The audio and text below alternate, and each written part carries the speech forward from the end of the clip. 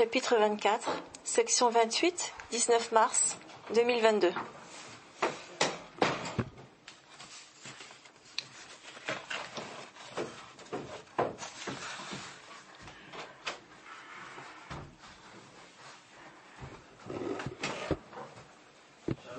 Shalom, shalom.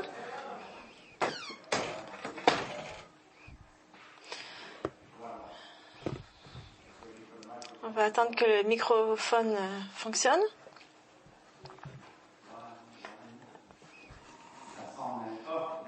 Ça y est. Bon, alors shalom encore et shalom, bienvenue à Beth Ariel et puis bienvenue aux amis de Beth Ariel. Bienvenue à notre Souka Shabbat. En fait, c'est une Souka du Shabbat. C'est un peu ce qu'est une congrégation de croyants. Un endroit où on peut trouver refuge sous l'Esprit de Dieu. On peut le glorifier à travers la musique, à travers la louange, sa parole.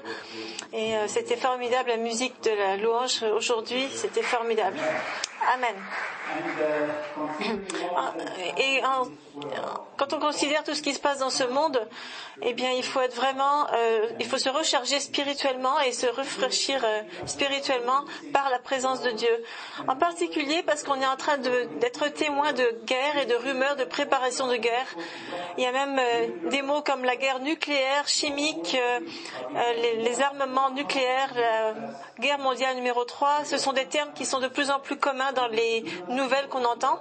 Vous savez ce qu'il a dit à Albert Einstein? Il a dit je ne sais pas avec quelles armes sera faite la guerre numéro 3, la guerre mondiale numéro 3, mais la guerre mondiale numéro 4 se fera avec des bâtons et des pierres. Et c'est deux choses que je voulais vous amener aujourd'hui, c'est que on dirait qu'il y a cette possibilité de guerre mondiale qui s'approche.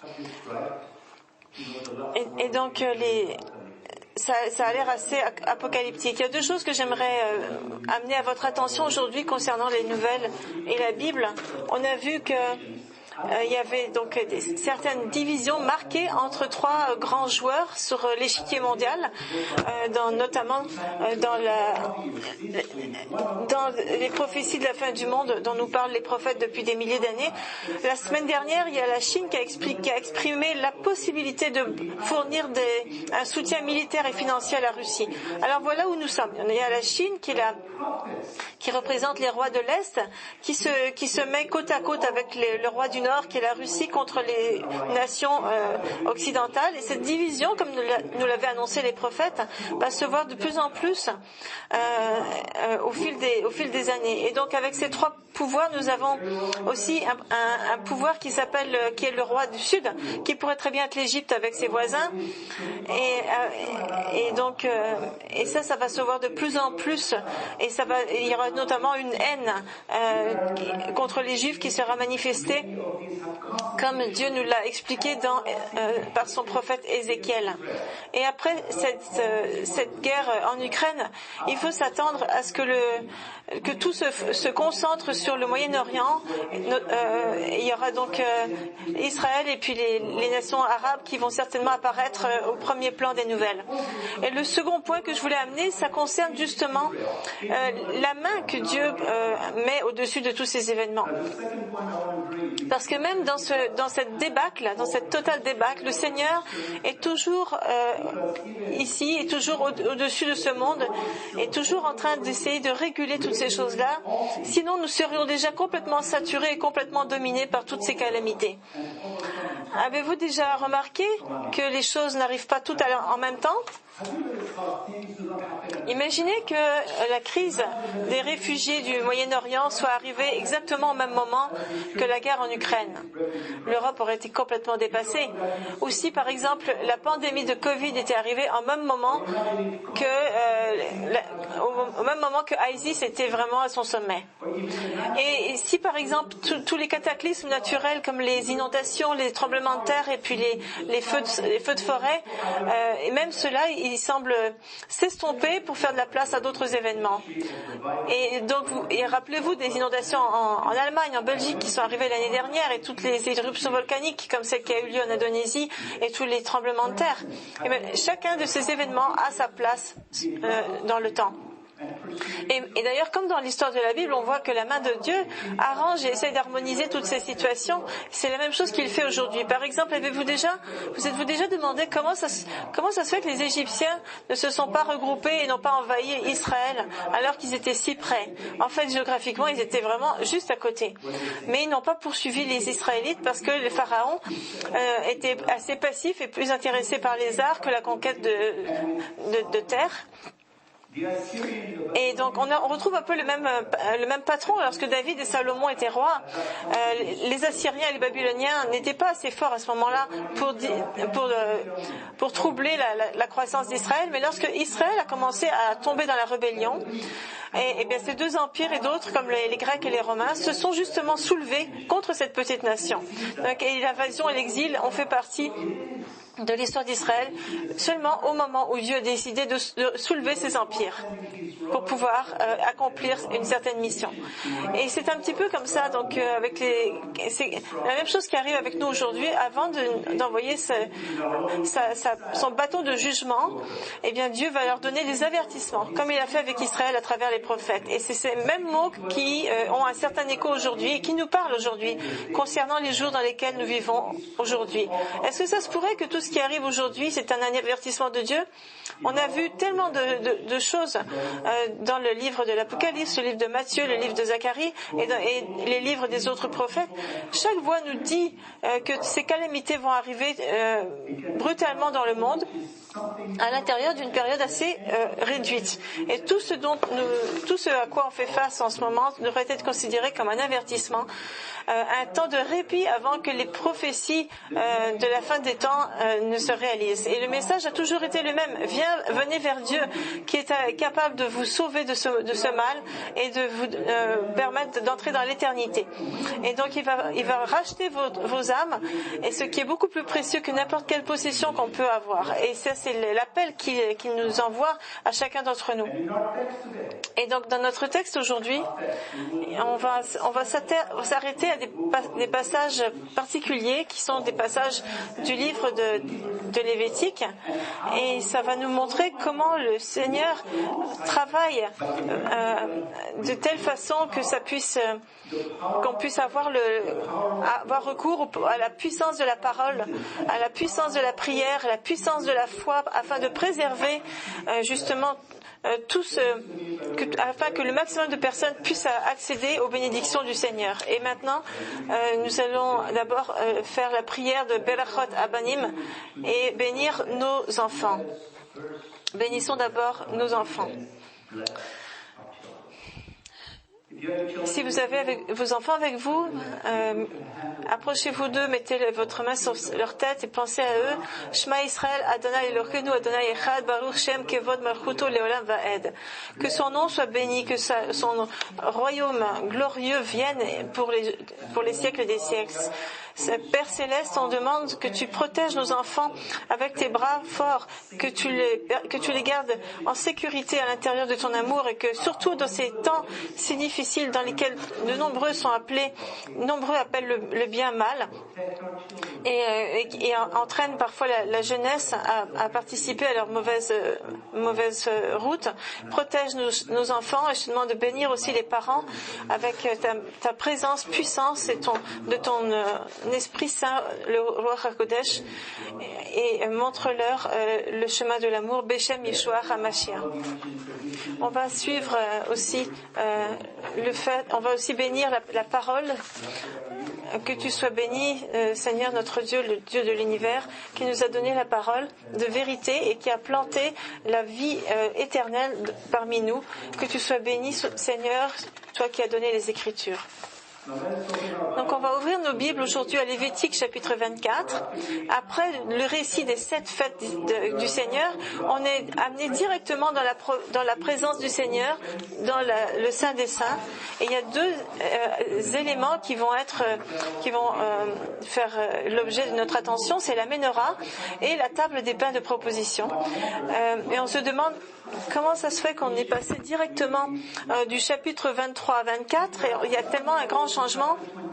Si par exemple le Seigneur nous avait fait passer directement du chapitre 23 à 25, ça aurait été dans une certaine continuation, par exemple la continuation du calendrier biblique qui nous aurait décrit toutes les années sabbatiques et jubiliaires et ça aurait été vraiment dans une continuité facile à suivre.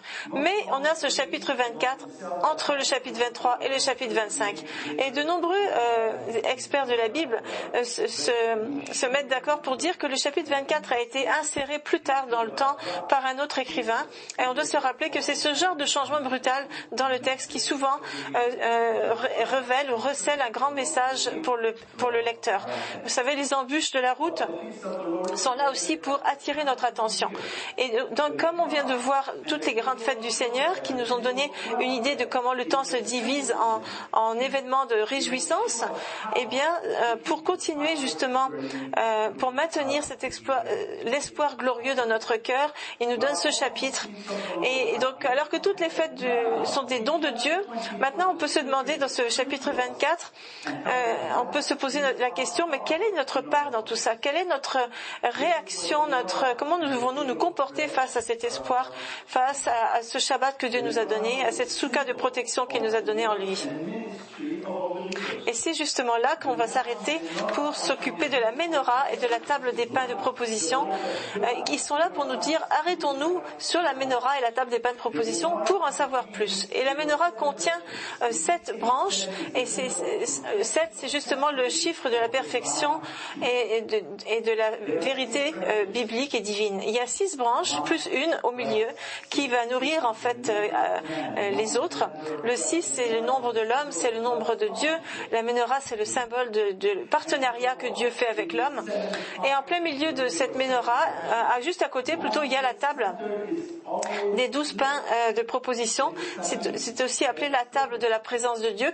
Ça nous montre que Dieu est celui qui va pourvoir à tous nos besoins afin que nous puissions faire le travail qui nous amène à faire auprès des autres, qui est de porter sa lumière. Cependant, dans Lévitique 4, il y a aussi une autre dimension pour la Ménorah et pour la table des pains de proposition.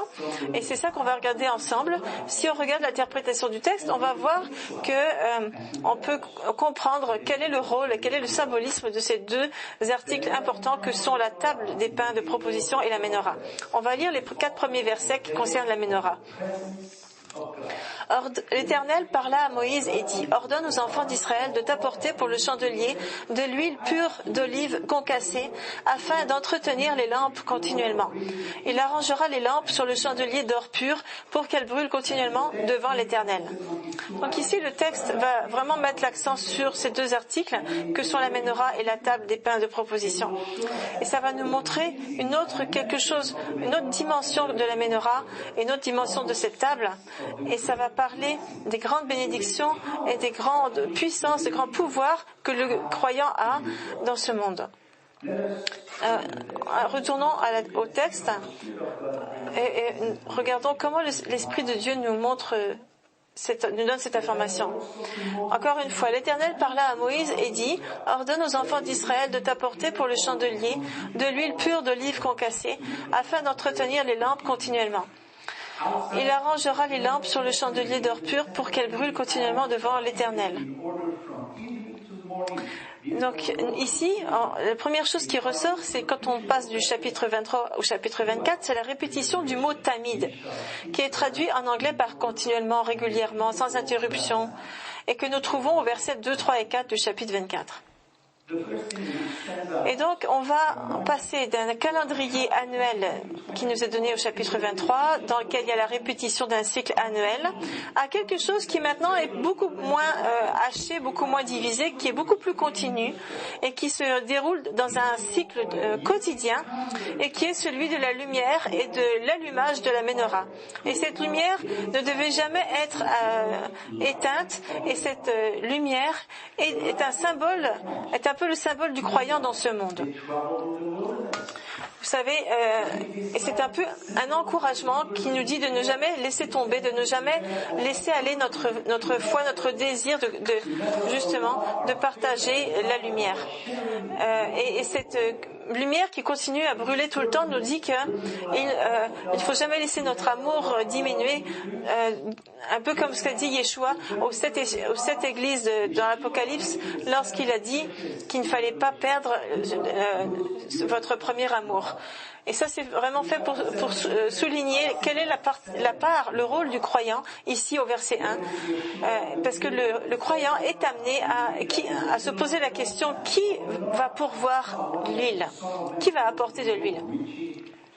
Ici, c'est un appel qui est fait directement aux fils d'Israël, non pas aux prêtres, qui devaient apporter la meilleure huile, qui était la première des 3 presses pour les olives.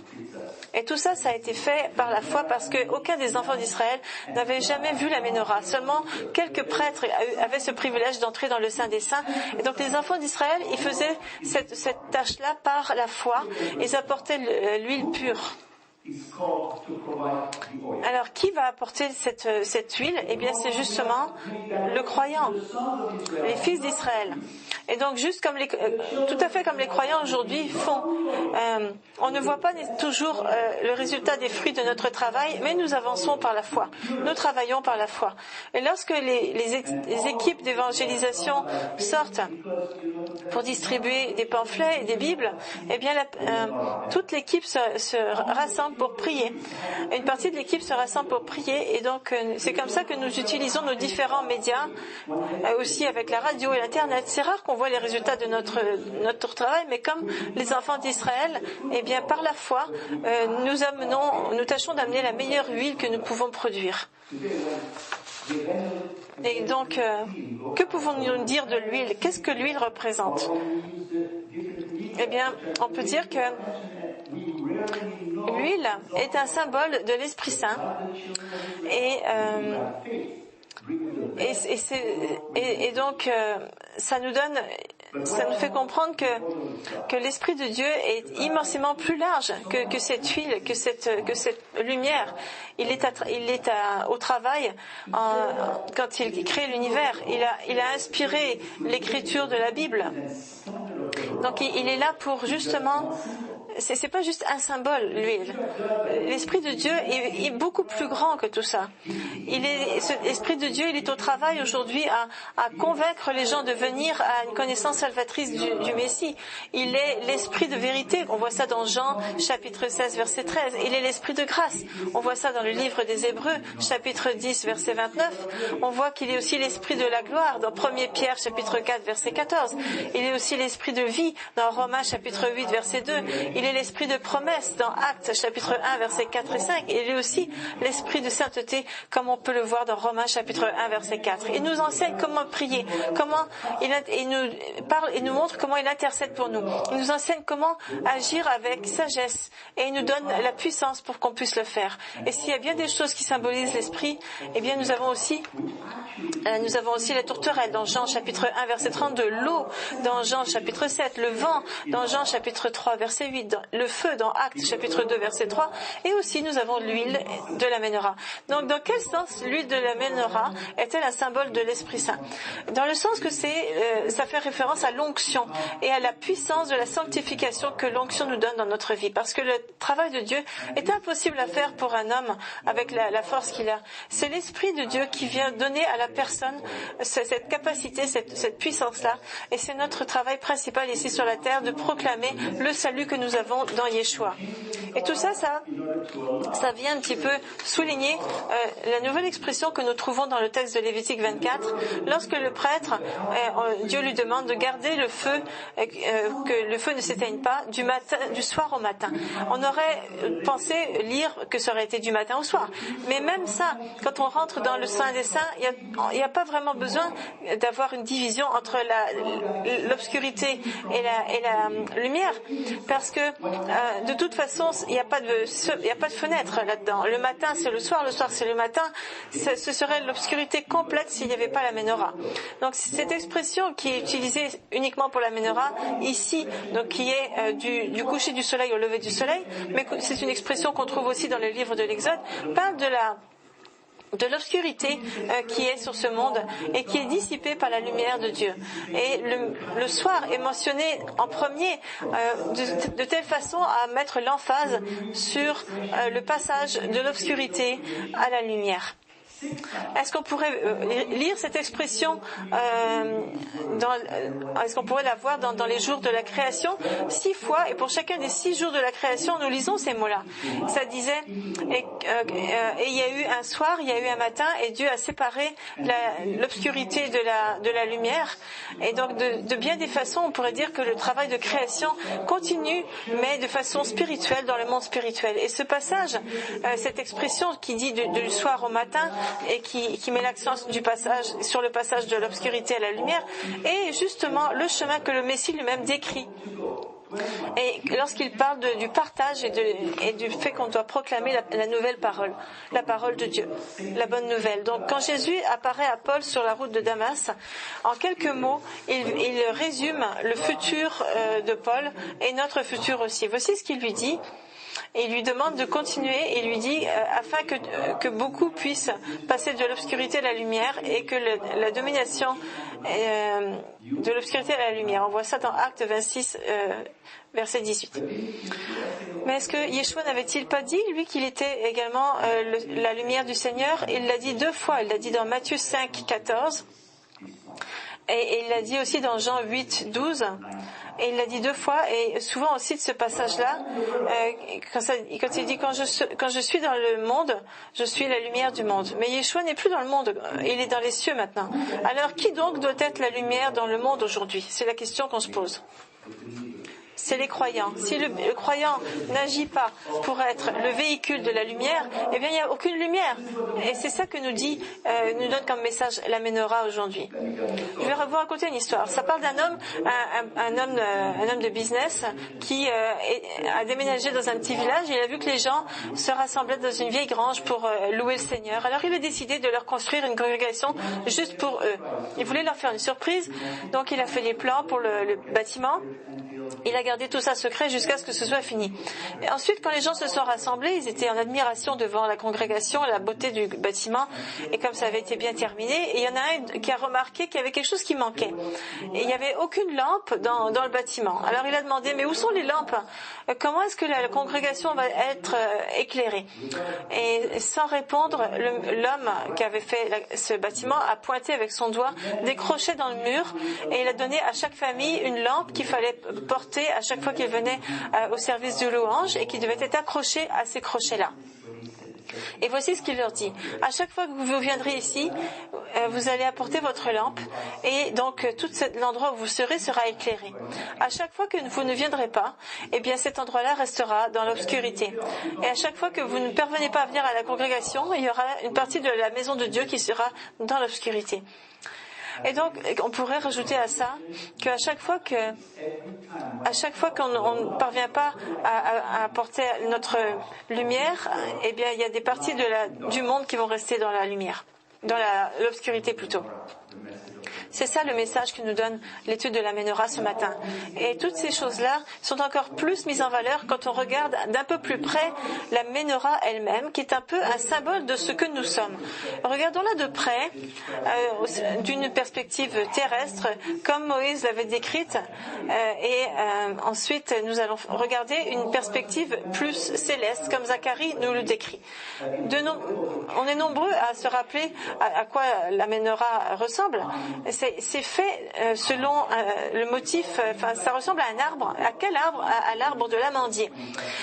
C'est fait avec justement, regardez, si vous prenez Exode chapitre 25 verset 33, ça dit, il y aura sur une branche 3 calices en forme d'amande avec pommes et fleurs, et sur une autre branche 3 calices en forme d'amande avec pommes et fleurs, et il en sera de même pour les 6 branches sortant du chandelier. Ça c'est intéressant parce qu'il y a 2 mots en hébreu pour le mot amande. Le premier c'est luz, L-U-Z, qui veut dire aller, avancer, et le deuxième c'est saked, S-A-Q-U-D, qui provient de la racine sakad, S-A-Q-A-D, qui veut dire regarder, rester éveillé et être sur ses gardes. Donc ici, nous avons un message qu'à chaque fois que quelqu'un entend le mot amende, on peut se rappeler d'avancer, mais aussi d'être sur ses gardes. Et toutes ces choses nous rappellent que les premiers mots qui nous sont donnés, c'est d'avancer, d'aller et d'apporter la lumière dans ce monde obscur. Et donc dans le temple, dans le Saint des Saints, il y a aussi un bâton qui est le bâton de Aaron, qui était une branche justement d'amandier, et ce bâton était le symbole de la prêtrise, et ce bâton, même s'il était dans l'obscurité complète, continuait à fleurir et à rester vivant, tout comme les croyants aujourd'hui, nous sommes dans ce monde. Et si vous prenez le chapitre 8 du livre des Nombres, au verset 4, ça dit « Le chandelier était d'or battu. Jusqu'à son pied, jusqu'à ses fleurs, il était d'or battu. » Moïse avait fait le chandelier d'après le modèle que l'Éternel lui avait montré. Et on nous dit aussi dans ce même chapitre que la forme de cette menorah était, donc c'était fait avec de l'or battu, de la forme des fleurs, c'était fait à la main. Et on peut comparer ça un petit peu à l'histoire du veau d'or qui lui avait été fait à partir d'un moule. Il y a une grande différence entre quelque chose qui est fait à la main et quelque chose qui est fait à la main de façon très belle et quelque chose qui est fait à partir d'un moule et qui est tout à fait une copie ordinaire. Alors le mot hébreu pour dire justement battu, c'est miksa, M-I-Q-S-A-H, du mot kasha, Q-A-S-H-A-H, souvent traduit par dur ou rendu dur. Et souvent, nous devons nous-mêmes être battus et rendu dur afin d'obtenir cette belle forme qui est celle de la menorah. Mais ça nous amène en fait à comprendre que le croyant est toujours en croissance et en évolution continuelle et toujours en train de fleurir et de ressembler de plus en plus à une menorah. Maintenant, le livre de l'Exode nous parle aussi des parties de la menorah, des branches, des calices, des fleurs. Vous vous rappelez le nombre de parties qu'elle a, cette menorah? Elle a 70 morceaux. Et de ça, on apprend ça de Joséphus, qui était un historien juif du 1er siècle, dans son livre Antiquité, chapitre 3, verset 182. Et cet historien nous dit que tous ces morceaux, donc ces 70 morceaux, c'est le même nombre que le nombre de nations qu'on retrouve dans Genèse, chapitre 10, quand on nous parle de la table des nations, 70, parce que le corps du Christ aujourd'hui est représenté par la menorah, et donc ça, c'est les prêtres et les nations du monde. Et la Bible nous dit aussi que la nation d'Israël contient 70 personnes. Le nombre de Juifs qui sont partis d'Égypte pour former la nation d'Israël s'est élevé à 70 âmes, une pour chacune des nations du monde. Cependant, il y a quelque chose qui est assez touchant dans tout ça, c'est que ces 70 éléments font partie d'un seul tout qui est une pièce d'or massif d'un seul morceau.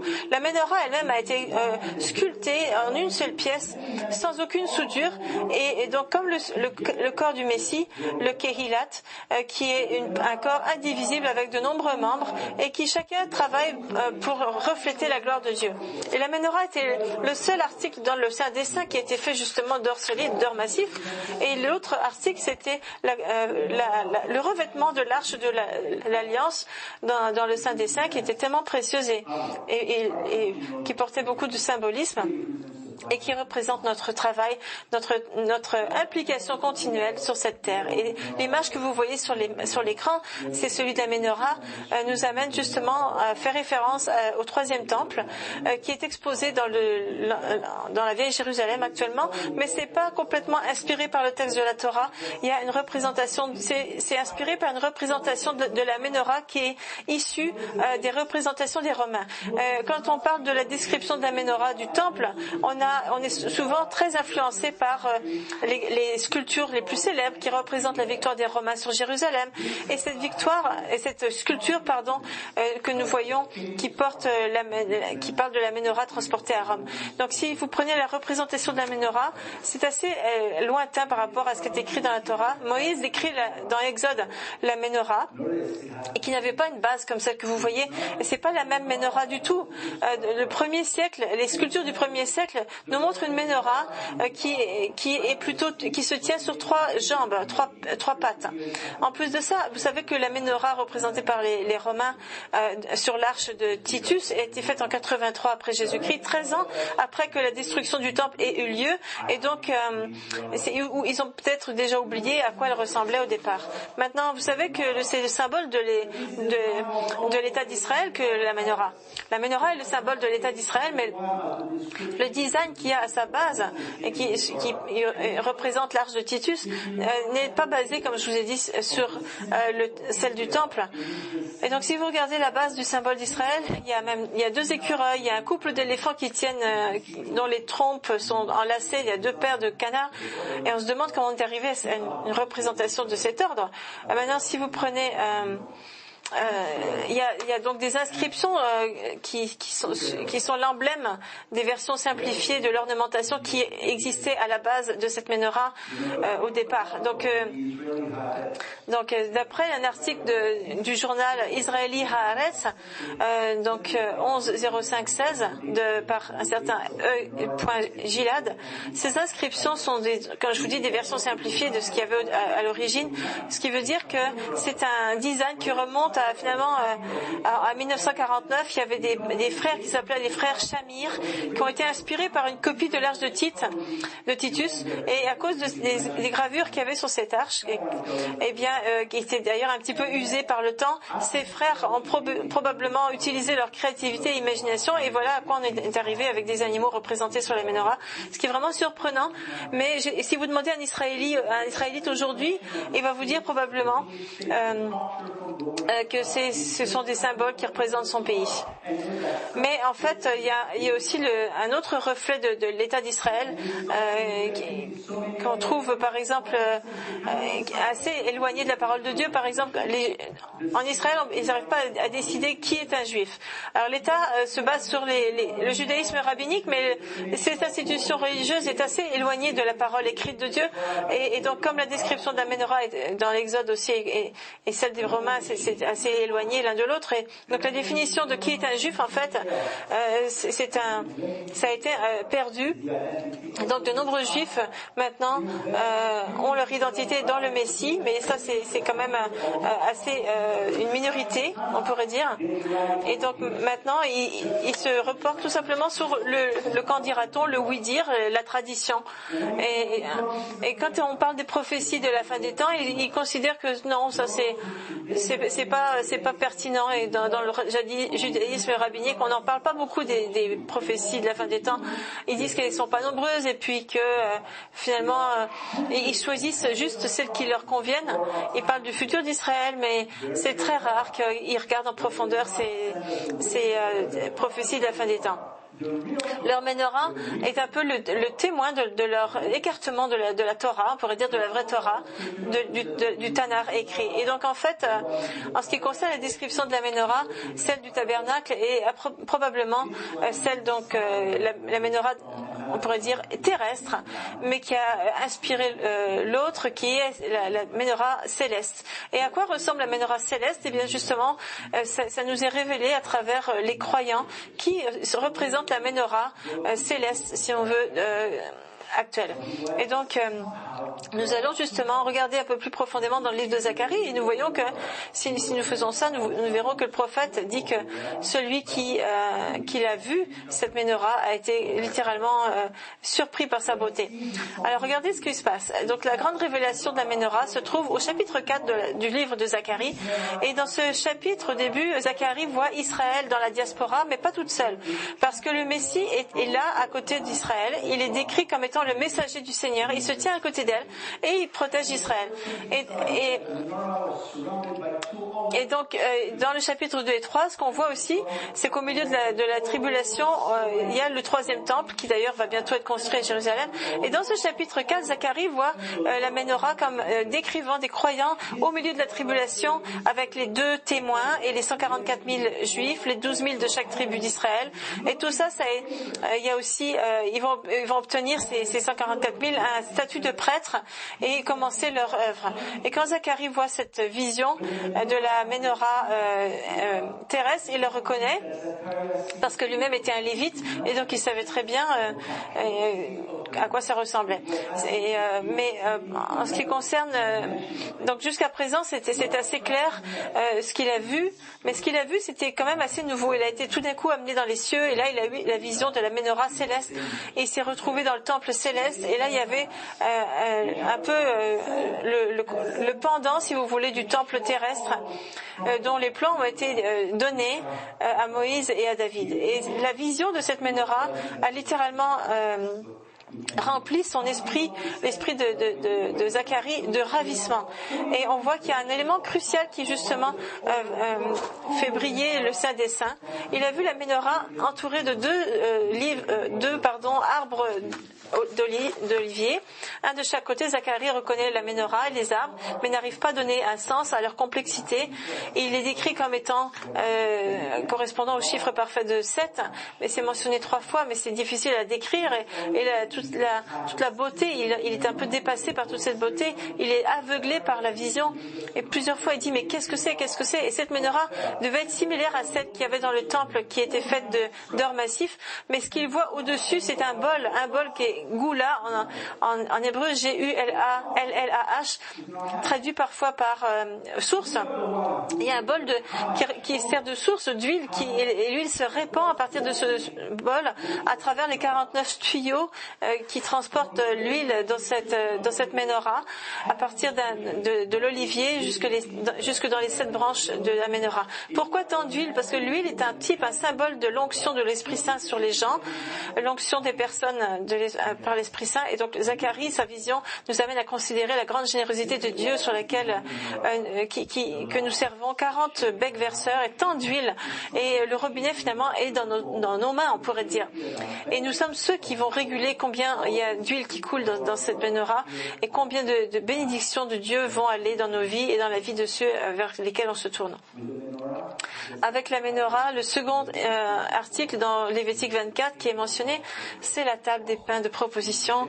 Et là aussi, ça a beaucoup d'importance pour le croyant aujourd'hui. Si vous prenez les versets 5 à 7, vous allez voir que ces deux articles sont très importants. Donc, regardons les versets 5 à 7. Voici ce que ça dit, du chapitre 24 de Lévitique. Tu prendras de la fleur de farine et tu en feras 12 gâteaux. Chaque gâteau sera de 2 dixièmes. Tu les placeras en 2 piles, 6 par pile, sur la table d'or pur devant l'Éternel. Tu mettras de l'encens pur sur chaque pile, et il sera sur le pain comme souvenir, comme une offrande, comme par le feu devant l'Éternel. Alors, quelle est la signification de cette table de proposition, des pains de proposition? Sur cette table étaient placés 12 pains. Et en hébreu, c'était appelé lechem panim, les panis, ce qui veut dire le pain à plusieurs faces, ou le pain dans ma présence. C'était placé donc dans la présence de Dieu, dans le Saint des Saints, comme si c'était toujours dans le regard de Dieu. Comment est-ce que les rabbins ont donné une signification à la table des pains de proposition? Ils ont vu que c'était en fait le symbole de la provision constante de Dieu pour Israël. Donc il va toujours pourvoir pour Israël.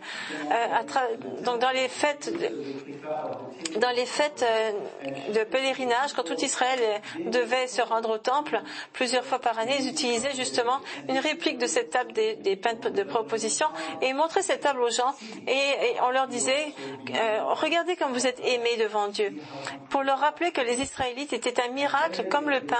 Et voici ce que ça disait.